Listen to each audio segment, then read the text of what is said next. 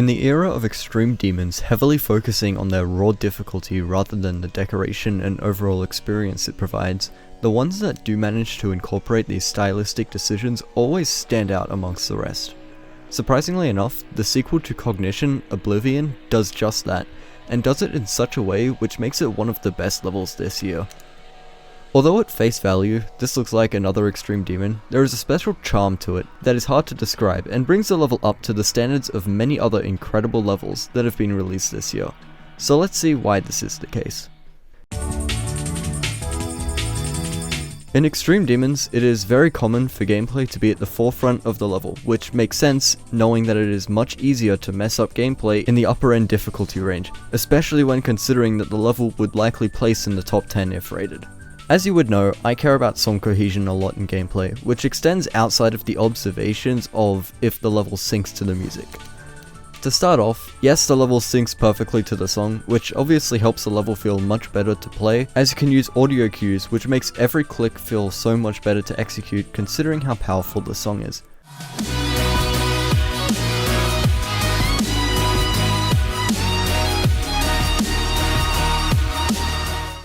Speaking of the song, Idolized by Creo is a very intense and free-flowing song which is very nicely represented throughout the level, as many of the click patterns are far less click dense and bring upon a flowy presence to the level, which is also present in the song.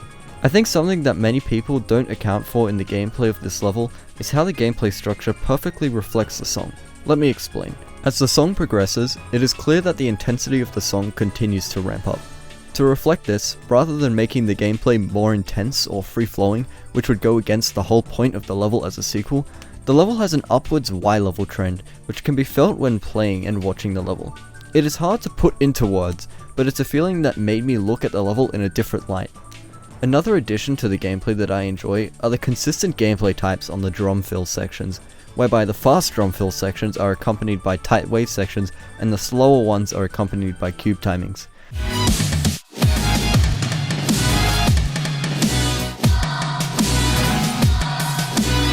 These little touches add so much flair to the final product. My only issue I have with the gameplay in terms of song cohesion is the pacing and the pre-drop. I understand that gameplay switching is something that is common within Cognition, however I don't believe it fits with the calm nature of the song, at least in the pre-drop.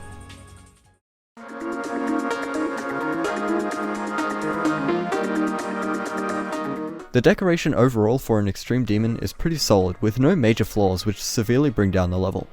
Oblivion's decoration is very much inspired from its predecessor, Cognition, however adds several extra layers to it to give it more flavor and character, which only just makes it more appealing to look at. Something that gave this level a lot of character to me was the fact that it was a collab. Typically, collabs take away much of the character and flavor that is present within a level. However, the way that the parts were divided and choice of creators for the specific parts really brought up the level's quality significantly. Every single part clearly resembles Cognition in some way, which you would hope so considering it's a sequel to the level. However, where the level truly shines is where all the elements of the level represent the song with clear intention to create an unforgettable experience, as opposed to the pretty lackluster prequel. To start off, color has a primary focus in the level, as it allows many of the elements to work in accordance with the song. The level begins completely grayscale, which then slowly fades into higher saturated colors to appeal to the player. This works with the song, as this introduction of color occurs when the song reduces the muffled sound that it has right from the beginning. There are also many fast pulses in some of the assets to create a somewhat grainy atmosphere to help retain that slight muffled effect that exists through the whole pre-drop. The drop for me is kind of disappointing in terms of color, and I believe it's because even though they got the color saturation right, it is still too dark for how intense the song is, and there is a lack of color differentiation to spice up the level to make it more interesting.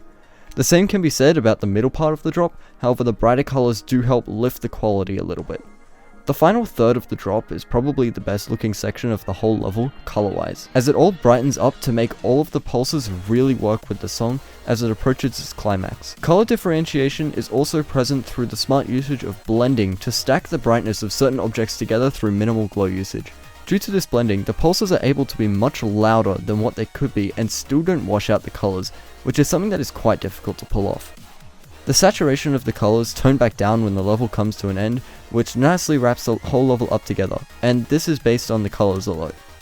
All the other decoration and its progression is stellar, with the density of ground spikes reducing as the song continues to become more intense, which removes the claustrophobic atmosphere in the level despite the fact that the gameplay structuring is very closed in.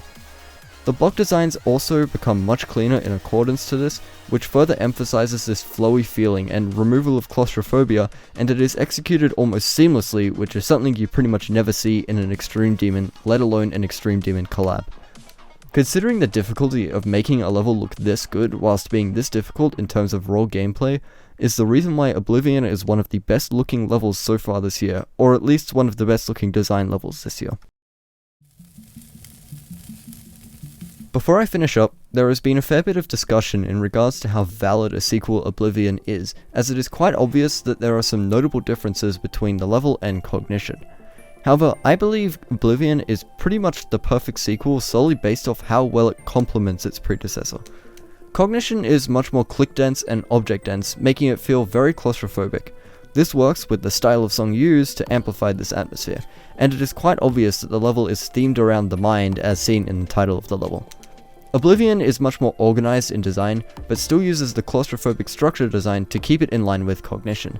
This organized design demonstrates clarity in the mind, which shows progression across the two levels, which is something that is difficult to do.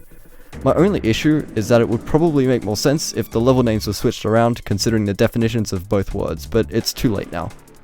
All in all, for an Extreme Demon, this level completely blows it out of the water in both its gameplay and design choices to make a solid, well-built level that will not be forgotten.